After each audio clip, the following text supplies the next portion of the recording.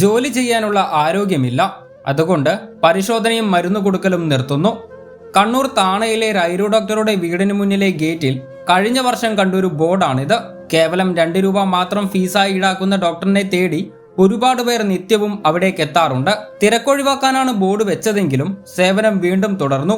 കണ്ണൂർ തളാപ്പിലെ വീട്ടിലായിരുന്നു ആദ്യകാലങ്ങളിൽ പരിശോധന. ഫീസ് വെറും 2 രൂപ. അത് നൽകാൻ പറ്റാത്തവർക്ക് സൗജന്യം. തീരെ പാവപ്പെട്ടവർക്ക് മരുന്നും വെറുതെ കൊടുക്കും. താണയിലേക്ക് താമസം മാറിയപ്പോൾ ഫീസ് 10 രൂപയായി.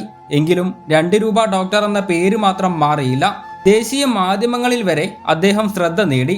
എന്തുകൊണ്ടാണ് താങ്കൾ മിതമായ നിരക്ക് ഈടാക്കുന്നുവെന്ന പരിചയക്കാരുടെ ചോദ്യത്തിന് അദ്ദേഹത്തിന്റെ മറുപടി ഇങ്ങനെയായിരുന്നു: അച്ഛൻ മുൻപൊരിക്കൽ പറഞ്ഞിട്ടുണ്ട്, ഇതൊരിക്കലും പണമുണ്ടാക്കുക എന്ന ലക്ഷ്യത്തോടെ ചെയ്യേണ്ട ജോലിയല്ലെന്ന്.